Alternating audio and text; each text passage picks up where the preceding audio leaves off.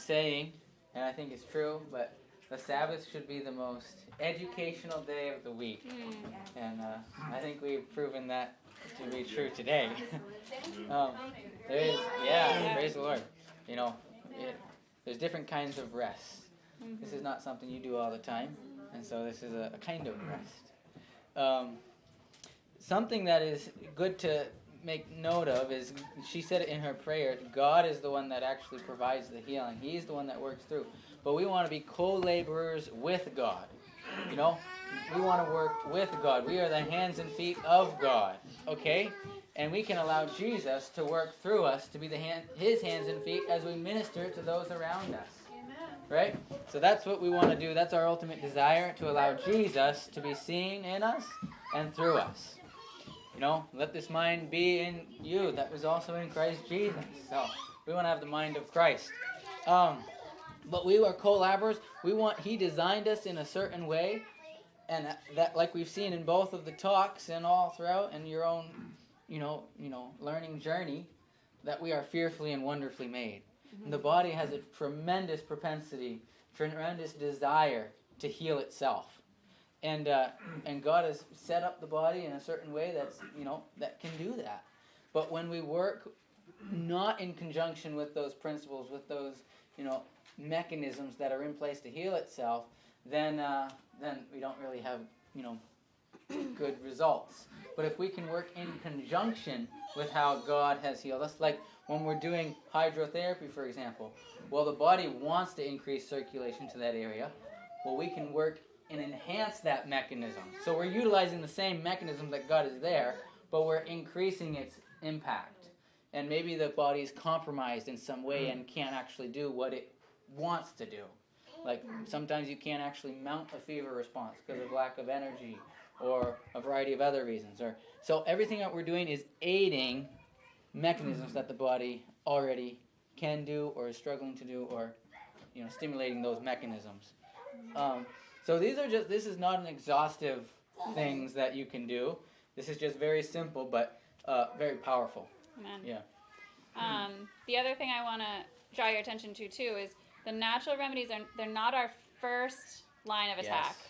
So what we've spent the rest of the weekend talking about, all the 8 health laws and everything else, that is our first go-to. Mm-hmm. When those things are in line, then these are going to be able to be a lot more powerful as well. Mm-hmm. And so this is not our first thought, the natural remedies. Our first thought should be, which of the health laws are we not, living and following as well as we could be or should be? Mm-hmm. And then these are what we bring in to supplement from there.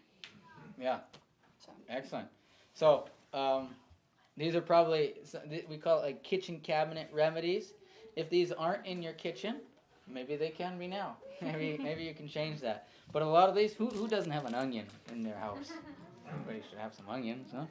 And garlic. A lot of these things you may already even have. Actually, the cabbage Kimmy brought for us, and the onion Kimmy brought for us. I texted her, and Bill Fickett. I brought some onions from him, but these ones are whole, so we use those. So all of these, honey, and maybe the psyllium husk and the charcoal you might not have, but you can after today. So maybe we can start with honey. What do you think about honey? Why would you want to use honey? So, honey, really, really, well, first of all, has anybody used honey for preserving things? Or heard of how honey preserves things? So, similar mechanism for why it's so good for preservation is why it's so helpful for us in terms of a natural remedy.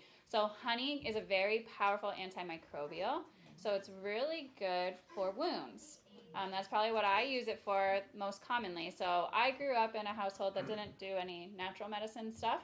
So, when I had a cut, the Neosporin went on the cut and the Band-Aid went over it, right? Mm-hmm.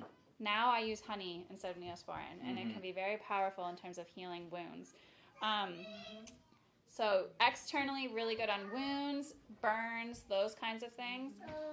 But you can also take it internally, and it can be really helpful. Like my children had a sore throat recently, and a little bit of honey goes a long way for soothing a sore throat.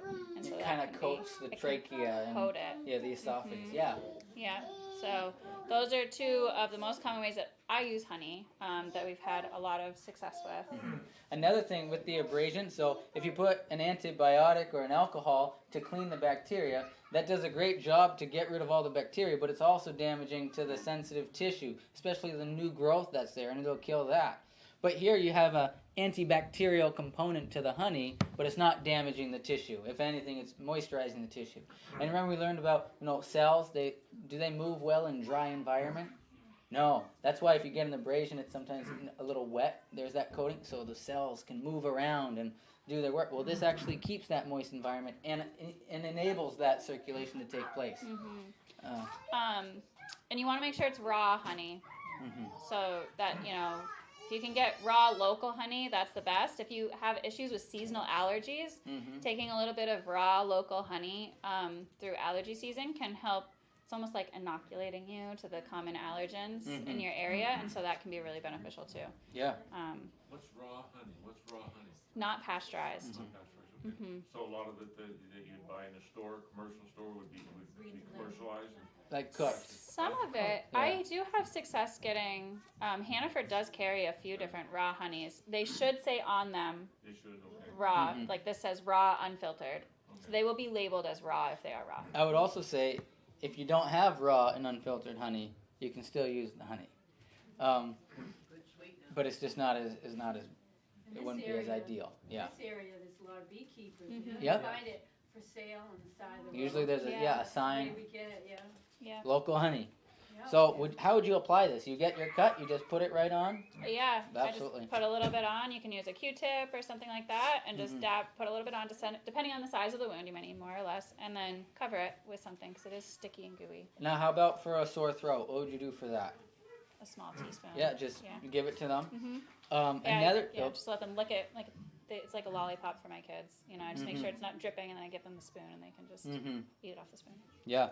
Another thing that you can do is like a cough syrup out of honey. Yes. You mix, onions and garlic, and you heat it up. I've done that before. And what other things have we mixed? You don't in even there? need to heat it up. I've had success too. Or just you mixing it, chop yeah. up the onion, That's a good. and then you just cover the onion with some honey and let it sit overnight. Yep. And then you strain off the liquid in the morning, and you can use that as a cough syrup. Maria. Ellen White specifically mentions that a few drops of eucalyptus oil strained into a Yes. honey is a very good cough syrup. So I have a case study of that. I had a guy when I was at Uchee Pines. He had a terrible cough, a chronic cough. Nobody understood the cause. He was his last stop was here at Uchee Pines, and he was there for 17 days. He had a terrible attitude because he'd lived his whole a long portion of his life just with this raw. Who's had a sore throat? But just chronically, and it hurt to talk, it hurt to breathe, it hurt everything, and you imagine that would affect you. And he just coughing, it hurt to cough, but he had to cough, and it was a dry, unproductive cough. And so one of the things that we did was honey and eucalyptus. They say, honey and eucalyptus, and he started eating that throughout the day, and that helps to soothe and coat the throat. It's very mucilaginous. It helps to produce that, similar to aloe vera in the intestinal tract, but on the esophagus and in your trachea. Well, not in your trachea, but right before the trachea, right before that carina. That was awesome results with that. And there is, has anybody heard of Manuka honey? Yep. So the thing that's special about Manuka honey is that those bees are primarily feeding off of eucalyptus, is my understanding. And so I think, I believe that you would get a similar effect as, maybe not as strong and as potent. I didn't know that. But, yeah, so Cool. the Manuka would have a little bit of eucalyptus in it. Very good. I've cut up sage and thyme from my garden, the culinary herbs, and Yep. you can put it in the honey raw. Very good. Chop up the sage. and Yeah. thyme. Oregano you can do it with. Good. Honey is also safe to use in the eye.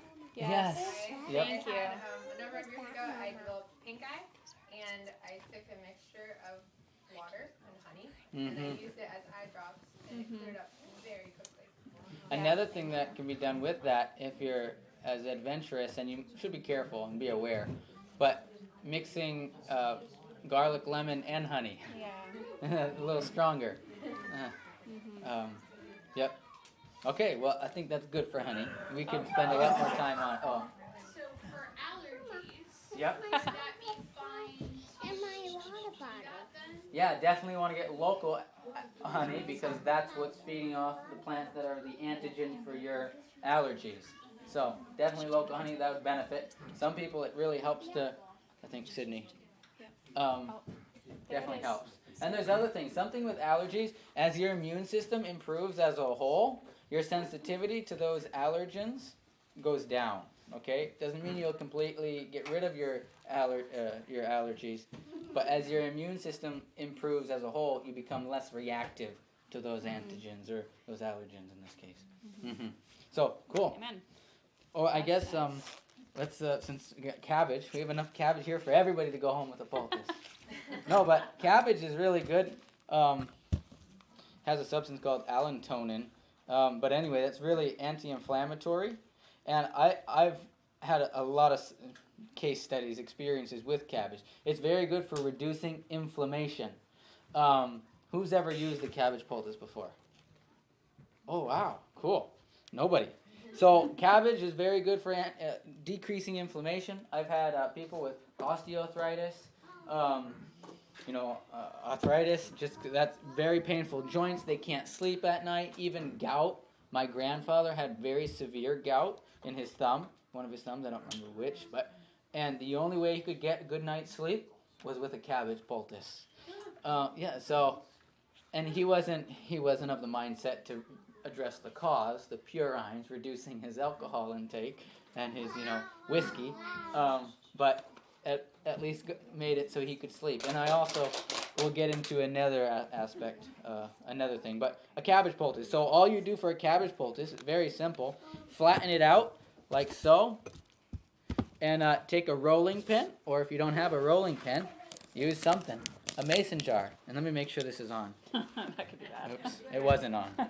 It wasn't on. All right.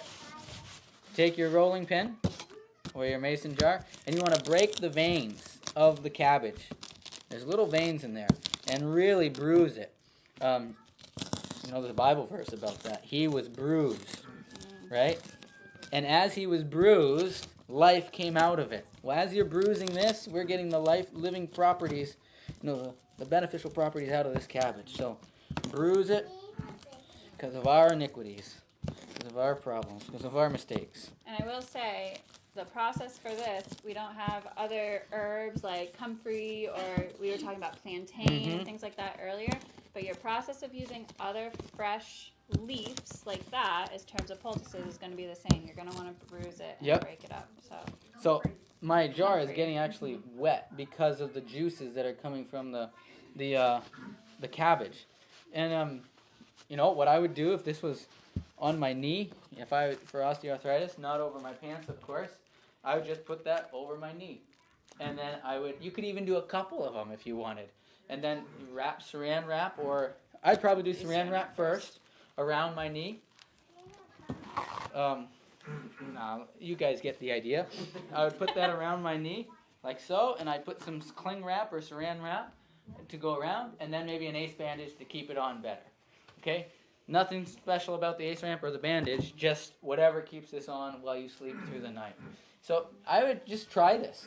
Some people, it doesn't, they don't find as much benefit, but the vast majority that I've had do this, they're always amazed. Like, how can this just little thing do that, cause so much relief? And it does. It's not not so much that I'm familiar with. It doesn't so much help the cause or help to relieve, the cause of the pain. Something like comfrey poultice. Are we doing comfrey at all? We didn't come before, but we could talk about it. Comfrey has properties that will actually stimulate and instigate tissue growth and repair that, tendon or cartilaginous tissue or that muscle to regrow and to grow stronger. Cabbage doesn't have so much of that effect. It's just anti-inflammatory. But cabbage would help. But comfrey would help to heal that musculoskeletal problem. The comfrey gel then will do the same thing? What I'm referring to here is actually the leaves, bruise them up. But I think a comfrey salve, I've never actually used a gel, but I would imagine it would. Well, it's the same. Okay, a salve. Okay, yeah. So a comfrey salve, we have a comfrey salve in the car, actually, I think. But it's a salve with a beeswax base. And Yep. also grind up some comfrey or chew it up. Or, Yeah. You know. Yep. Mush it up. Native and then Americans, put that's what that they on would it do. and put your leaf on it and Exactly. put your gauze around that. Absolutely. Yeah. Native Americans would take comfrey plants because we have them all around us. Chew it, make bruise it up, and then put it on.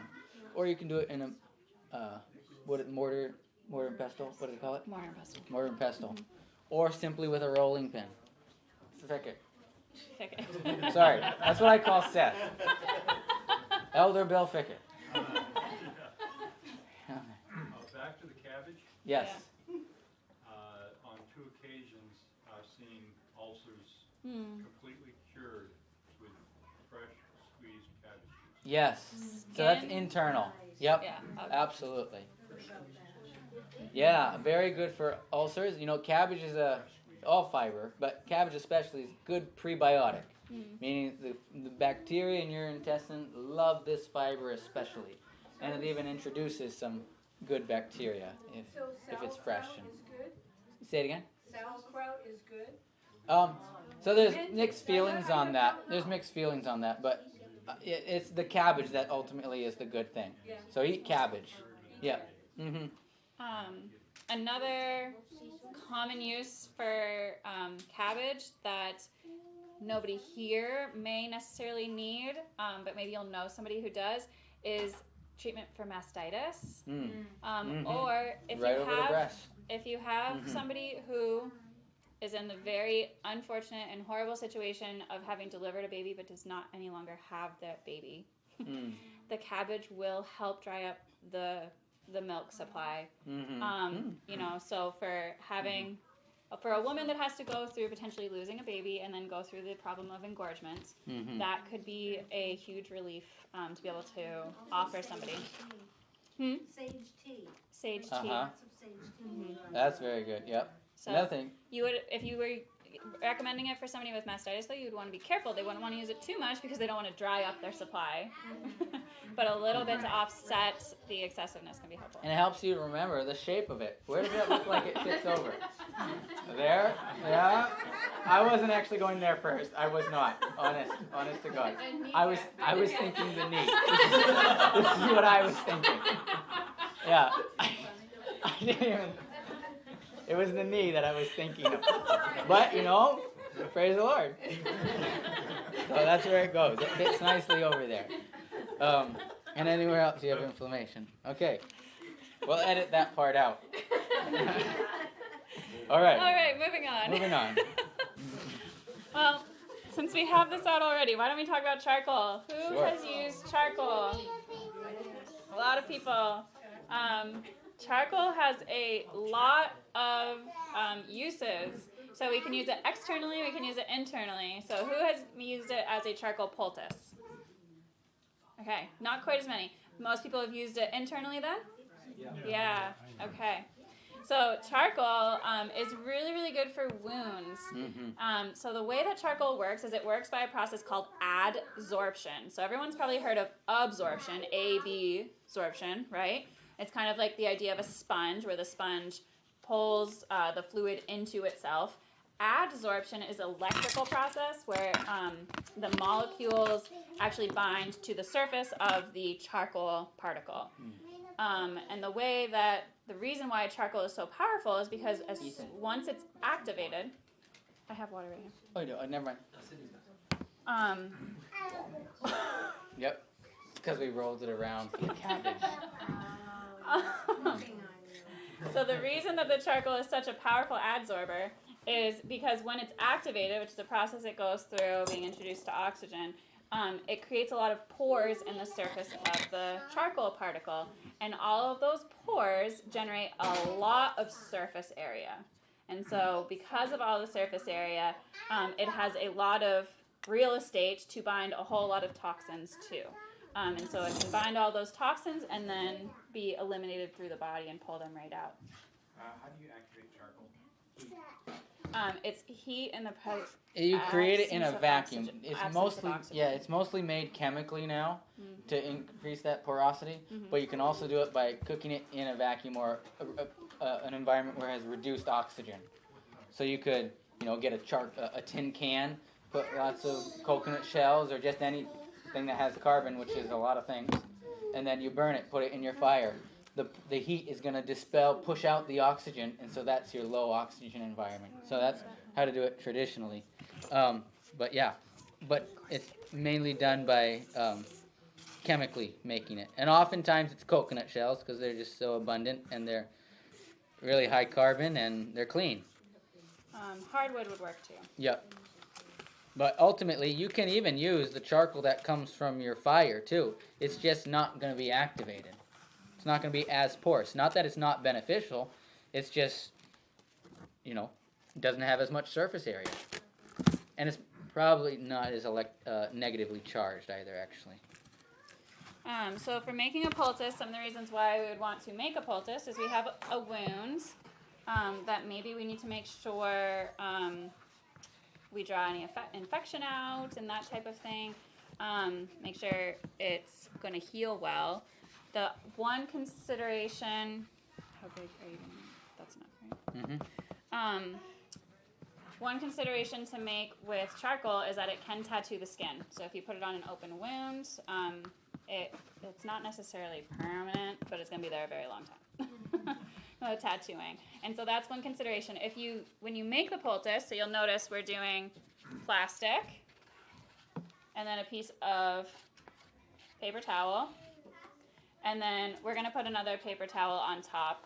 And the charcoal can still pull through that paper towel, but it will help limit a little bit of that. Actually, what I do is I'll just unfold that. Okay. Like you have it folded here. Mm-hmm. I'll put the charcoal right in here and then just fold it. And then there you go. You can even tape the edges, which we might do. But here I just want to show this. Well, that consistency is perfect. If you want, you can come check that out. But it's, it can be even a little bit more moist is fine. But this is, if you just have charcoal, you can do it just like this. But this works even better for drawing and reducing inflammation even, but drawing out toxins and, anything really. Anything you need to pull out for the wound. But what enhances it is flaxseed. Grind up some flaxseed. Or if you don't have, but flaxseed is even better because that's even more anti-inflammatory. It's very powerful and even has some pain-reducing properties other than just reducing inflammation. But the benefit of adding psyllium husk is it's going to retain the moisture. So charcoal will dry out on its own pretty quick, and it needs to be moist for it to really work. So you need to keep it moist. And so I'm going to add some psyllium husk, and that's going to keep it moist. And, they'll say like 50-50 typically, but I like to have more charcoal than definitely than psyllium husk, because it's not really, to my understanding, adding any actual benefit other than water retention. So I'm going to add a little bit more water. So first I did it just to show you the charcoal, but yeah. So, again, you can even make these up in advance. So I just worked with somebody, a Bible study contact actually, who has a pain in one of their joints. And I made up several of these for them and showed them how, and I did it right with them. And we made several, and you can keep them in the freezer. Mm-hmm. And as you need them, take them out, and then apply them. You use it for arthritis? Yeah, arthritis, definitely, for reducing that pain. And you don't want to, that's reducing the pain and reducing the inflammation, but then you want to treat the cause. You want to increase the circulation, rebuild that cartilage. Mm-hmm. It works really well too, on children. You have stomach ache or something like that, and maybe they're younger and you can't necessarily give them charcoal internally. You can put a charcoal poultice on their stomach, and that can help too. Mm-hmm. It's not that you can't, it's just it's not, harder. Yeah, it's messy. It's harder. Or if they're really little and nursing and trying to get that's just charcoal Building on what he's just said there, so say you have, which I do, know people that have arthritis and that when they're in pain and all that, they benefit from that of this. Yeah, they would. Yeah. But you also then build in the cartilage.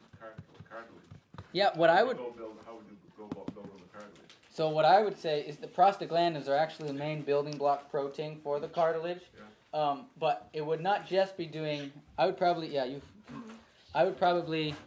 do my first thing would be to reduce the pain with maybe some turmeric. Turmeric is anti-inflammatory, very powerful. I'd probably do a cabbage poultice. And then what I'm really seeking to aid and reason from cause to effect is actually start doing hot and cold to wherever it is. I keep pointing to the knee because that's a very common point. But wherever it is, hot and cold, bring circulation. And then have a good diet that is not pro-inflammatory, right? Because we want to get the blood with, remember the quote, we need to have good blood, then we need to have good circulation. So, In addition to doing exactly. Yeah, and the poultice that I would use even more than that, like this is fine, this is perfect, this would do great, but it's comfrey. I would use a comfrey poultice because that actually works better for stimulating, osteoblastic activity, the bone, the cells that actually create bone growth and other cell cartilaginous growth. Comfrey, COMFREY. Yeah, I think so. Yeah. Yep. Potato even. Even there's a lot of things you could do, and I would not do just one thing. But if there was only one thing, probably a comfrey poultice. Yeah, but the circulation is actually what is working, the mechanism that the body has to heal itself. But yet, what's happening with arthritis is the rate of decay, the rate of damage, is superseding the body's mechanism to heal it. So when you were younger, you had good circulation, you were moving, but now your circulation is slowly becoming impaired, not because that's what happens when you get older, but that's what happens in America. Not that that's naturally what's supposed to happen. And then the damage is catching up and surpassing. So right now, they go for a fall, and they hurt themselves, but they're healing so quick. Your rate of healing goes down. Yep. Go ahead. So I would just take this, I fold this over, and if you're going to be doing the saran wrap right away, you probably don't even need to tape it. But if I'm going to be leaving it for a while, I'll put this kind of tape, medical tape, along the edges and just tape the edges that are open so it doesn't ooze out. But in this case, we won't. We'll just put it right in there. Or let's say the knee, or let's say over the liver, or where else? Over the arm. Like that. Okay, if it was here, I would go ahead and tape it. Just some here medical tape just to make it a little cleaner. Not tight, not cutting off circulation here. So it doesn't ooze out the top or the bottom. And you got to be a little bit of an engineer. You got to, think about things and just figure it out. Another way to make them ahead of time too, that can help decrease the mess a little bit, is make them in a Ziploc bag. Mm-hmm.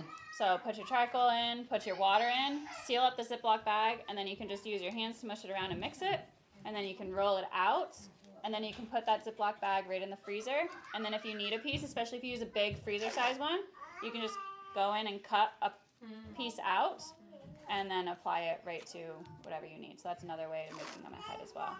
And now she can work all day long with this on. Okay. There it is. Mm-hmm. See what comes out of my arm. Yeah. Well, I should also tape that seam too. If we're actually gonna leave it on, because it could ooze out there. Okay. Yep. So if you have somebody you're applying a charcoal poultice to, if it's not in a place where you can reasonably seal it up like this, and they can go along their day, I would put it on at night and they can sleep with it at night. Yep. Have charcoal sheets. Designated charcoal sheets. Yep. While we're on this topic, I'll mention really quickly, who has heard of bentonite clay? So bentonite clay is very similar to charcoal in terms of how it works. My personal preference is, I guess it depends a little bit more on what I'm doing. What your application But I tend to use bentonite clay more topically, and charcoal more internally. That mainly due to mess. Kind of due to mess. Yeah. And bentonite clay has some other benefits when it adsorbs, when it starts to have that function of adsorbing when the water is added to it. It also releases some minerals, and so you get a little bit of a bonus from that as well. But bentonite clay can be taken internally and externally. It functions very similar to charcoal, and it works in the same fashion. Mm-hmm. Yes. A couple of months ago, and a couple of weeks ago, I injured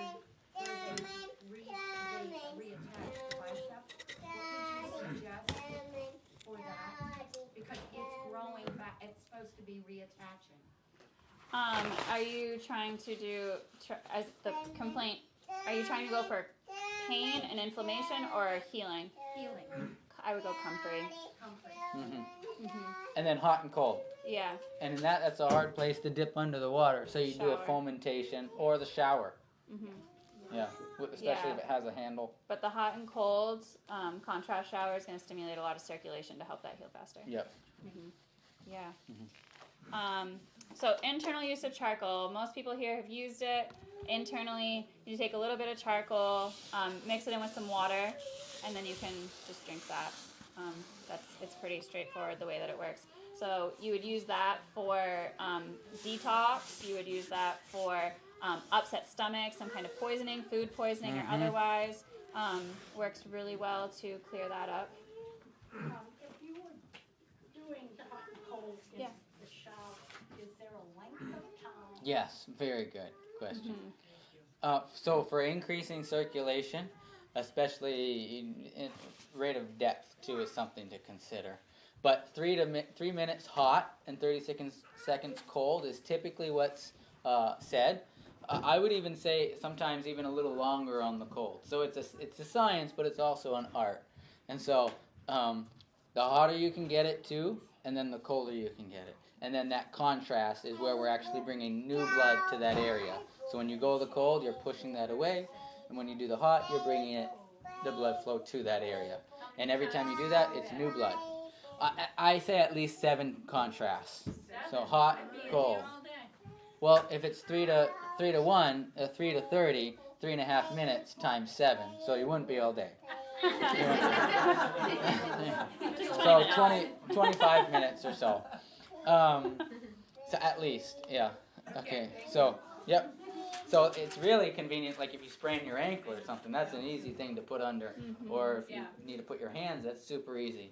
Just where fomentations, like that's where it gets a little bit more challenging.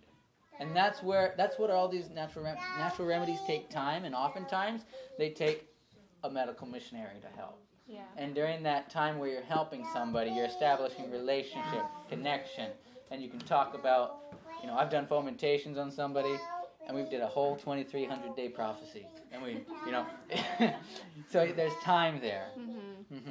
So, awesome. Next up. Well, I would say more about this charcoal. Like you get a snake bite, a bug bite. It's gonna draw out the venom. It's gonna draw out the venom. And even like if you did get a snake bite, you could take it internally and topically. We don't have such a big problem here, but anaphylaxis shock. Yeah. You could tick bites. Yeah, charcoal over that. I'd also put maybe a tea tree oil. And you can on add the bite. oil into the charcoal. Yep. Okay. On a bug bite, if you put charcoal on it, how long should it take it to have an effect? Well, it's going to start working. I mean, it depends on the bug bite, and it depends on how long did you put it on immediate. A lot of factors in, but it's going to have an effect immediately.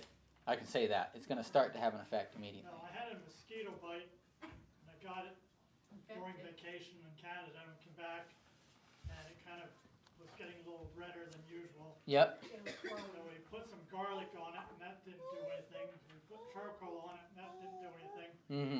So I went to the quick care, and he said, you had a septic infection. Is that the right word for it? Sepsis, maybe, yeah. Sepsis infection. So at that point, my whole wrist area and arm had turned red, bright red. Yeah. And my wife said, if that goes up your arm, and you're in trouble. So that's when I went to the doctor, and they dealt it as a sepsis infection and cleaned it up. But we tried those other things. But and that's not a bad thing to do. It's never, never wrong to seek additional care. Our threshold for doing something like that is all different. But I probably would have continued with the charcoal poultice, continued with that, and also take it internally, and maybe even done some other antibacterial and antimicrobial things. But not that that's wrong to do at all. Always take charcoal with you when you travel. Yeah, exactly. This is always in my medical bag. And one thing too, that sometimes we apply a natural remedy, like we might apply a non-natural remedy, and we think we'll just take that one thing at one time and it'll be done. Mm-hmm. But oftentimes these natural remedies do take time. They take further applications, Mm-hmm. and that's part of the process of, Yep. being humble and dependent on God. And Mm-hmm. Yeah. So, but not that that's the Not that it's wrong. wrong to- Yeah, yeah, exactly. absolutely. There's a whole bunch of factors that play into that. So, Kimmy.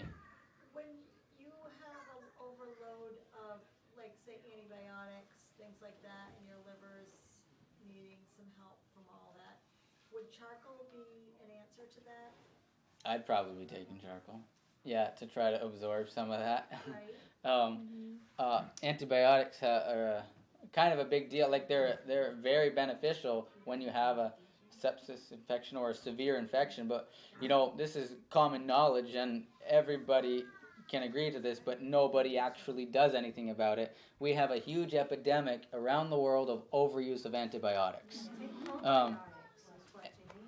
Yeah, that would be much more beneficial. And so what that does, it does kill the bacteria, but it also kills all the bacteria that are in your intestine. And we're just finding more and more information of how beneficial that is for your brain health, for actually all sorts of things. And so once you kill that, it takes a lot of time to get that back. You throw off your whole digestive system. And it's not like you just can't absorb things well. No, you actually break down the intestinal wall. And so now you might be introducing bacteria into your intestinal wall, which then stimulates an autoimmune reaction because you have a foreign body now going into your body, and then your immune system mounts a response to that, but then it deals with that, and now it starts realizing, it's all throughout your digestive system, and now you have a chronic issue of chronically attacking your digestive system. We call it ulcerative colitis or Crohn's disease, or depending on where it is. So it's a huge issue. And it's a different talk altogether, but that's a very good point. So just be very cautious when working with antibiotics. They're wonderful when they're needed. But by and large, and this is coming from WHO, CDC, everybody, even your local physician will say this, but somehow it doesn't translate into practice. I've read that it can take up to 8 months for your body to recover Yes, from taking it's antibiotics. very long. Yep. Yeah, that's a long time. It is. And all that time you're compromising your absorption of nutrients, and The largest portion of antibiotics produced in our country are given to animals. Veterinarian. Food animals. Yes. And pets, but cows, chickens get way more antibiotics than you would ever get from your doctor, and therefore if you stop using the animal products, you have helped your body not be overloaded with antibiotics. Because you're not eating those antibiotics. Yeah, huge. Yep. It does. It is in there still. Is there something better or more that you would do for an overloaded liver? I do a poultice over the liver. There's other liver detoxing things. Even just fasting. Fasting is probably intermittent fasting if you can't fast all day, but just creating a habit of. Oil? Say again. Cod liver oil over the liver? I would do castor oil over the liver. Is that maybe that's what you were thinking? Yeah. Castor oil is very good. No, that's fine. Even for tumors, cancerous or benign. That's very good.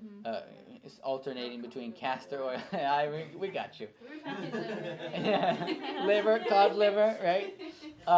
So that would be a good liver detox, but just fasting alone, because when you're fasting, you're not stimulating your liver to produce bile and things to help break down fats, and so it doesn't have to work. So it can work towards recovery instead of producing more things.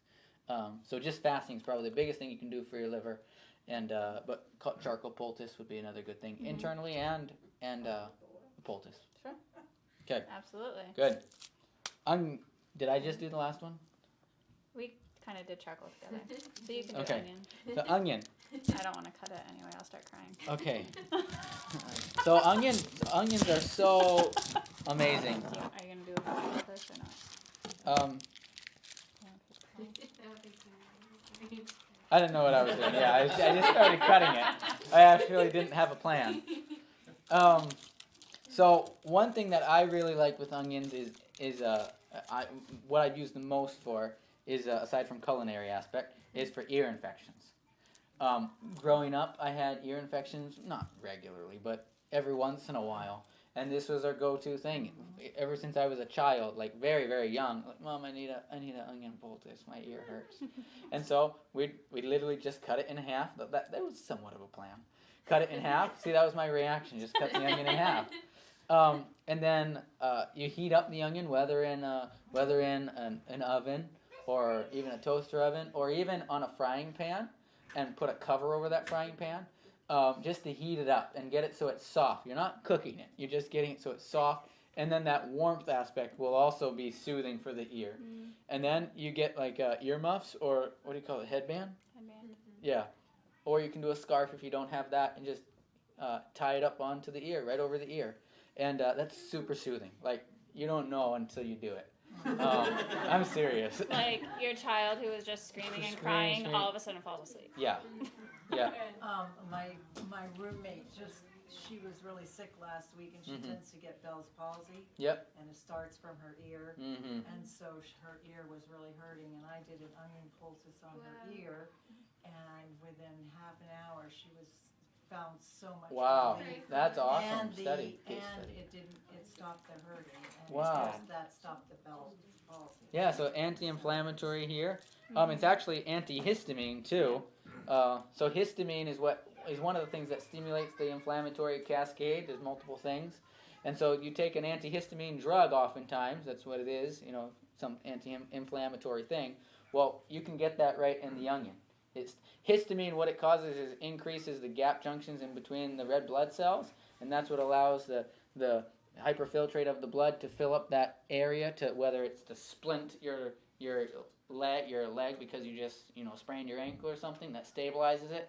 Well, that's that the histamine, which causes that more fluid and white blood cells to come to that local environment. Well, oftentimes the body responds with too much inflammation, actually almost always, even for minor things. And so we can have a habit of eating onions. That's a good thing to do. But also you can get the benefits externally too. So that's probably multiple mechanisms, the antibacterial, antiviral, but then maybe even the antihistamine aspect helping the ear there. And it's good decongestant too. Yes. So What's the component? Quercetin. Quercetin helps to break up mucosal congestion. So you can chop up, so where the onion earmuff, you would take the half of the onion and you would warm it just so it's soft. If you were doing a poultice like for the chest for some congestion or something like that, you would dice it up, heat it up just enough that it's soft and warm. You can put that in a kitchen towel and put it on the chest, and you could, if you have somebody that's wearing a snug enough shirt or something like that, they can go to bed with that on, and that's going to help to decrease some of that congestion, that chest congestion. Even for Joash, my son, he gets sometimes congested sinuses, and we'll make a poultice and put it right over his sinuses. It's kind of, he likes to pretend he's a firefighter when he's doing it because it looks like it's a respirator, CBA, and so he loves it. And he puts his plastic fire hat on, and he's a firefighter. When we were in the middle of COVID, my mom got COVID and she's an asthmatic, and so we were doing onion poultices on her chest for her at night, and that was very helpful for her to be able to sleep at night. Yep. So Very good there. In an asthma attack in an acute situation, right? You can just cut the onion in half and rub it on the chest, and same. yeah, I'd also do eucalyptus, but Yeah. Another thing, since you brought up asthma, and if somebody doesn't have their inhaler, that should be the first thing. You can actually pound on the adrenal glands, and they will produce noradrenaline, and that will stimulate the same thing that the inhaler is doing. So where are those adrenal glands? yeah, right on top of your kidneys. So you can just do like depotement, over the kidneys. This is all you got, and encourage them to breathe as you're pounding them, right? Breathe normally, everything's gonna be okay, right? And just tap, do depotement over their kidneys, and that's stimulating their adrenals to produce adrenaline, noradrenaline, Just they're under the bottom part of your ribcage. and that's gonna dilate the bronchioles. Also, But it since sits right on top of your kidneys. yep. The adrenal glands. Yep. So eucalyptus is also a powerful bronchodilator. And so you could, just open that if that's all you had right there. Or you could do a steam inhalation of eucalyptus oil. Yeah, so if we were in an asthma attack kind of situation, I would either take the bottle and have them inhale it directly, or have them put some on their hands, and they can cup right over their mouth and breathe deeply with that, and that's going to help to open things up. But in like upper respiratory virus season, steam inhalation works really well because you have all that mucus and everything too, and the steam combined with the eucalyptus is going to help loosen all that mucus and open the airways to help people breathe better. So to do something like that, you just get a pot of water, put it on the stove, get it boiling. Once it's boiling, you're going to put a few drops of eucalyptus in the water. Well, like 5 or 6 maybe, depending on how big of your pot it is. Like 12, 13. Or more, depending on who you are. What we used to do, Wannemacher. you got to make it fun for the kids too. And I make it intense too.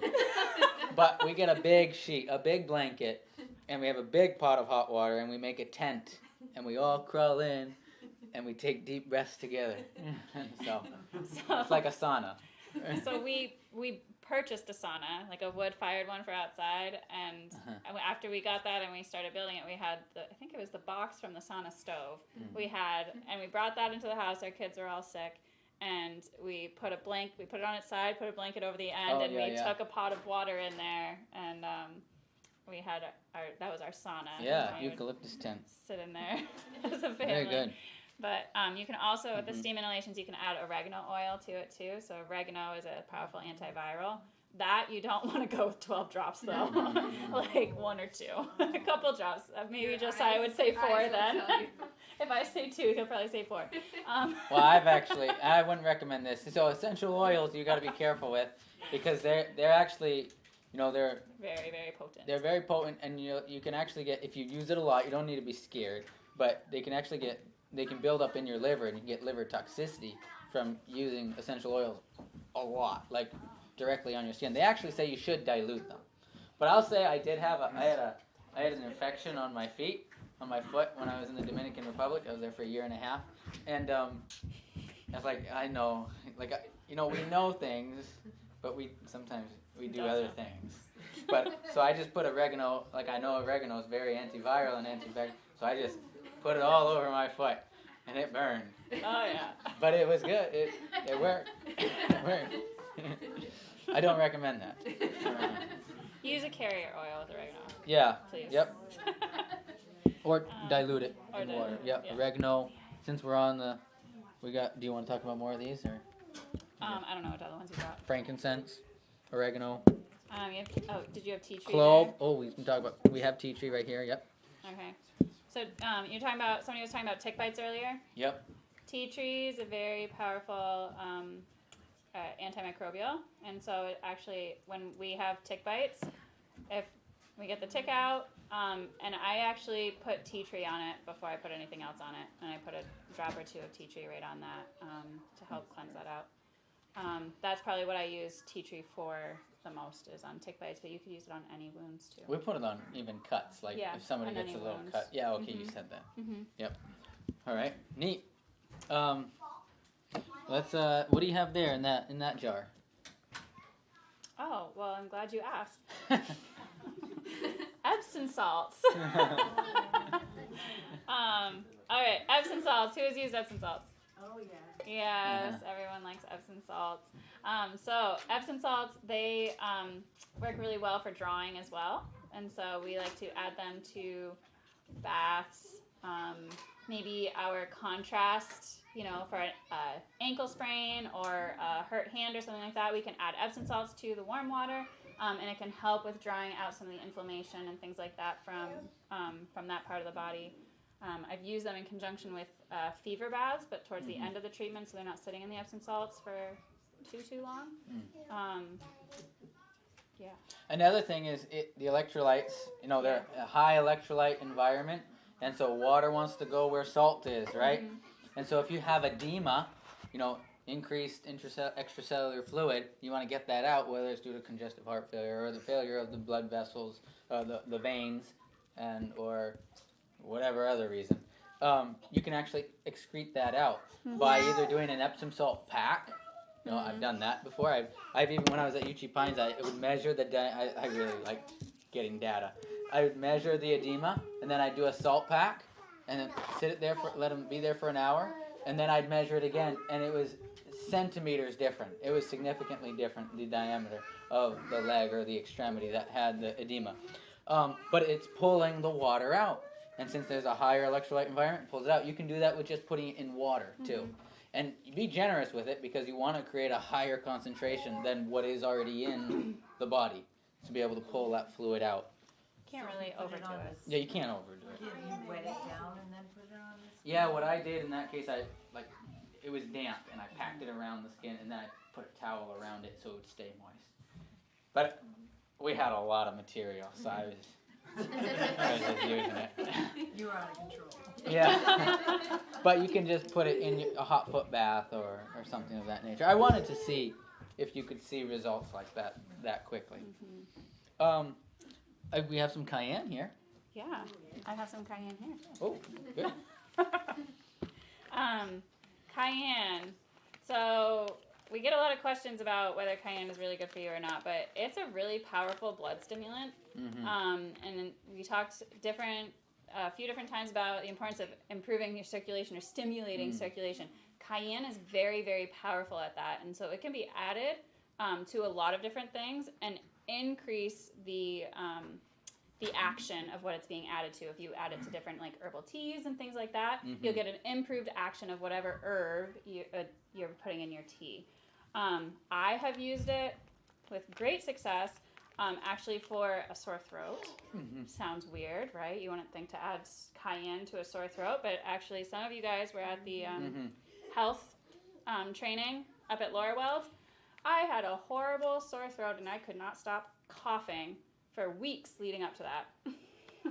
And I had to go up there and speak, and there had nothing else except this dry cough. And so I was taking a little bit of cayenne in water before I needed to go up and speak, and I had no problem speaking. Well, and you also did a heating compress. And heating right compress before. too. Yeah. But the best for that, for whatever reason, the best success I had was cayenne. And so I would just put a tiny bit, like quarter of a teaspoon, very little bit, it doesn't have to be too much, in the water, mix it up, and then drink that. It's well, okay, maybe it's a lot. Build up to it. Go big or go home. Another thing is, but it's hot, and then it's warm, and then it's gone. That's nice. And then everything's good. So yeah. Another thing is cayenne. We'll get to you. Yeah, cayenne is a vasodilator. It dilates blood vessels, and I've never experienced this myself, but I know many friends that have, and I know many friends of friends that have. But when given a heart attack situation, somebody's experienced a heart attack, they have had cayenne with them, and they put a little cayenne in their mouth. Yeah, it burns, but you let it burn or die. Or both. Put that in their mouth, and it vasodilates the blood vessels, and it enough so that it dilates and gets blood flow to the area that's suffering ischemia. Yep. Stroke as well. And it also, it will decrease your blood pressure too for those moments because it is a vasodilator. Yeah. Now I've read that it loses some of its properties if it's heated over I think 140 or 160 degrees or something like that. You're probably right. Oh, okay. I don't know. Okay. Yeah. I think It's probably sounds that sounds good. right. Yep. He's the authority now. Yeah. Oh, yes. Dr. Schultz and Dr. Yeah. Christopher. Yes. They used to carry, in one pocket he had a cayenne tincture, and the other pocket he had a lobelia tincture. One was for heart attacks, and one was for, the lobelia was for, It's usually for lungs, for asthma. to stimulate the central nervous system, so they were opposites. Interesting. That's good. And with cayenne, specifically for vasodilating, but you want the highest, is it international units? Is that how it is? IUs? No, they're Scoville units. Scoville units, right? Scottsville or Scoville, I think something like that. Scoville. Yeah. The higher, whatever those are. It's a QUs. heat. It's a heat index, yep. Yeah. So that'd be more potent. And you can grow cayenne here. So that's, that's one thing for me. Like, I want to be growing as much of these different things that I can, at my home. So I always have access to these things that have healing properties. And so cayenne is one thing that you can grow. Works a little bit better if you have a greenhouse, but if you have a really sunny. This year was a failure for Yeah. Mine never, even in my greenhouse, mine never ripened. Yeah. But I've had really good success growing hot peppers in like dark blue, like the Lowe's 5-gallon buckets, and you put it up next to the south-facing side of your house, and it absorbs a lot of the heat off your foundation and things like that. And I've had good success with hot peppers that way. So, Excellent. anyway. Well, cool. Maybe we can. Did we? I think. Garlic. Oh, yes. Gotta do garlic. Yeah, we gotta do garlic. Oh. Oh, right. Okay, Leia really likes garlic. And You want some garlic? Leia, do you want to show what you do with garlic? So whenever she's having coming down with something, or even has a cough, or is getting a sore throat, you want some garlic? Yeah. She wants some too. Anybody want garlic? Here you Andrea go. does. She'll eat that whole thing, but just suck on it. You want some too? I don't know about Andrea, but we'll try it. I can't peel garlic without my kids wanting to eat it in my house. So this is really, you can treat this like a cough drop. Don't leave it in one spot in your mouth though. You got to move it around. Yep. Yep. A great demonstration. She's well trained. Here you go, Andrea. You want to try? So garlic is one of nature's most powerful antibiotics. And so we say it's antiviral, antibacterial, antisocial. Antisocial. Is it too hot? It was a live experiment. It was a live experiment. Yeah. Okay. But it also will stimulate your kids to be very happy. I don't know. Okay. So that's definitely something you definitely want to do. With a toothache, that's a good thing because oftentimes the toothache is an infection itself. So that's going to reduce the infection. Another thing is clove oil. Right here, clove oil. You can even get a clove itself and put that near, in between the gum and that tooth. Or if you don't have the actual clove, you can put some on some gauze and then put that in between, saturate some gauze, and then put that in between your gum and that tooth. And that really does a lot for reducing the pain and reducing the infection itself. And I'll just say professionally, maybe go to get checked out by a dentist, but you do what you'd like from that perspective. But I've always had that pain and that infection reduced with sucking on garlic or clove. Garlic, you can also chop it up and put it in a little bit of oil on the stove and heat it up to make a little bit of garlic oil, a little infusion into the oil, and you can use that as ear drops for ear infections too. Yes. You just want to make sure that you let it cool off a little bit before you Yeah. use it. I usually do a garlic oil and an onion poultice when I'm doing that.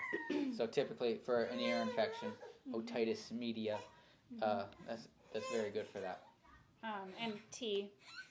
Garlic tea. Garlic tea. Oftentimes, with whatever onion. tea I'm making, I'll just throw some garlic in that tea. Well, excellent. And then aloe. Right. So aloe, really, really good for burns. That's what most people know it for. I actually have a little bit of a testimony. I touched my thumb to the top of my oven recently, and that burned it really good. I thought for sure I was going to be, it was in a horrible spot. I thought for sure I was going to be dealing with that for a while. But I took a little bit of aloe, and I put it on there, and I covered it up, and I went about my day. I left it on all day and night like that. And the next day, I took it off thinking, this is probably going to be peeled, and I'm going to have to deal with this for a whole nother day. And I took it off, and it looked like nothing had happened.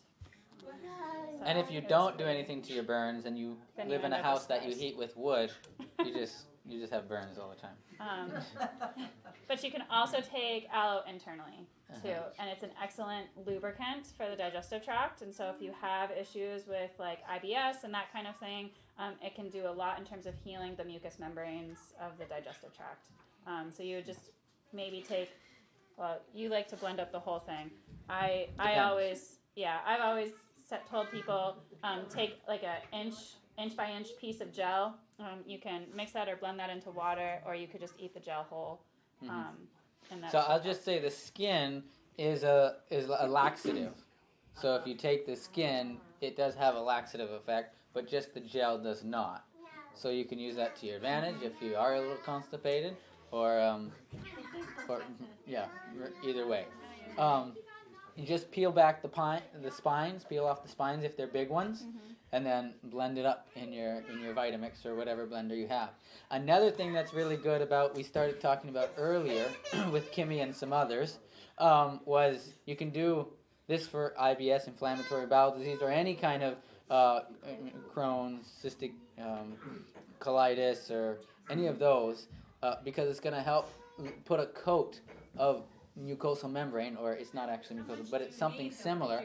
Yeah, we'll get into that.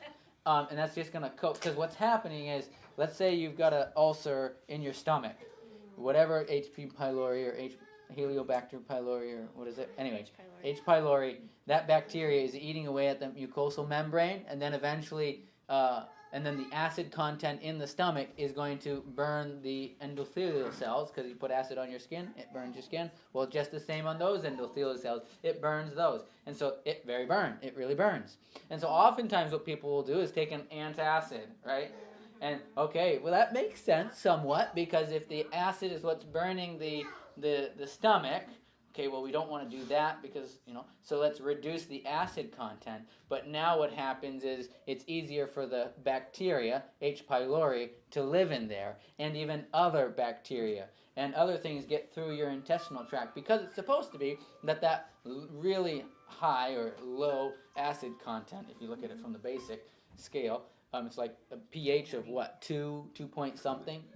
So it's supposed to kill any bacteria that comes through.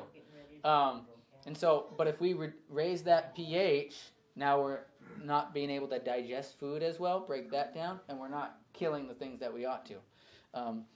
Like carnivore, like lions and tigers and bears, oh my. They have, an exception of bears, they're actually more vegetarian than carnivorous by caloric intake. But they actually have a really high acid content and a short digestive system, for a variety of reasons. But we have that acidity for a reason, and we don't want to take antacids to reduce that, because then we're going to have other digestive issues. But also, what's happening even further along in the digestive system, that similar thing is happening. That mucosal membrane is impaired, whether it's due to imbalance of your microbiome, more heterofermenters as opposed to homofermenters, and they're eating away at that mucosal membrane, and then that bacteria or that acid content is going to break down that wall, your intestinal wall. And then now you have an introduction, potentially, of bacteria getting into your intestine, and then you mount you mount a white blood cell attack on that, and then it turns into an autoimmune reaction. So what you really want to do is, that you want to heal that mucosal membrane, and the aloe vera helps to do that, as well as establishing a good microbiome. And then prebiotics. How much? So this is very small aloe vera. It needs to be potted up. Yep. But you could use several of these. I like to get like 4 ounces of the gel, and then blend that up with a little bit of water. And if you can't take the bitterness of it, you can mix some apple juice or grape juice. Probably grape juice is better, because you get the resveratrol with it.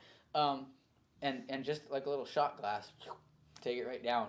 And before your meals, like a half hour before, so that it's lined in. If people don't have an aloe plant, I notice at the health food store they have these great big fronds, probably from Arizona or something. Yeah. That's aloe too. Yep, absolutely. If you needed to take it every day. And you can buy the aloe juice, but I think typically the whole, getting it as close to the source is better. Yep. Very good for any kind of bowel. Another thing that we don't have is slippery elm. That is very good is very mucilaginous, and it's very good for coating the stomach. So anybody with ulcers, wherever they are, the name of the ulcer just depends on where it is in the digestive system. That's going to be very good for that. We've got a question over here. Yes, with the aloe, can you do a couple of leaves at once and then refrigerate it? Or do you need to do it and then use it? Yeah, I think using it immediately is always better, but we did do that from time to time, not like several days in advance, but the next day, so we made it the evening, and then the next morning they'd have it. But I think fresh is always best. Yeah. When you start blending things up and then letting them sit, like if we start talking about juicing, it oxidizes, and so it's going to start breaking down some of the nutrients. That's a very good point. So you want to, if possible, you want to use it immediately, but if you need to make a little bit of head, you want to limit the amount of time it's sitting, and especially the amount of time that it's exposed to open, cover open it. air. One more question, and then we'll go to individual. I was just going to say, my sister went to the Bahamas, and this guy went by with a big old aloe leaf, and he was trying to sell her something. He took it, opened it up, and covered her whole body with it. And she went, whoa. And he wanted money. She said, I don't want to give you any more. Yeah. Anyways, It's you very, know what? okay. Wherever he put that aloe, she did not burn. Yep. It's a very soothing. If you have a sunburn, Yeah. at work where I cook, I tell you, I got a lot of burns. I take one into everywhere I work. I have an aloe bed plant. Now put that open, and it will just. That's so soothe good. it. It's so good It's for so your skin. smooth. So Very, hydrating, very moisturizing. painful. And I would say, when talking about sunburns, there's commercial products that say, you know, aloe gel. Yeah, I have some. Be really careful on those because a lot of them contain alcohol. Yeah, you And have to that's read it. Drying going out to the be skin. counterproductive to burns, and it's not going to work But as the well. aloe. The aloe itself is I've great. I've done it with that. Yeah. Very good. And she can sell you some. She has Yeah. big plants. I have a mama plant. That's huge. Yep. I got lots of babies that just talk to me. You could take one of these babies. Okay. Well, would you like to close with prayer? Or? Sure. Okay. We can do that. Heavenly Father, Lord, we are so grateful for this day you have blessed us with and the fellowship that we've had and the things that we have learned. Lord, I pray that you would help everyone and all of us to retain this information, Lord, that it would not only be used to benefit us, but it would be used to benefit others. We pray that all of these things, ultimately, Lord, we would be able to use this to glorify you. So be with us, Lord, as we depart from here. Give us all traveling mercies on our way home, and bring us back together, Lord, safely again next Sabbath. In Jesus' name, amen. Amen.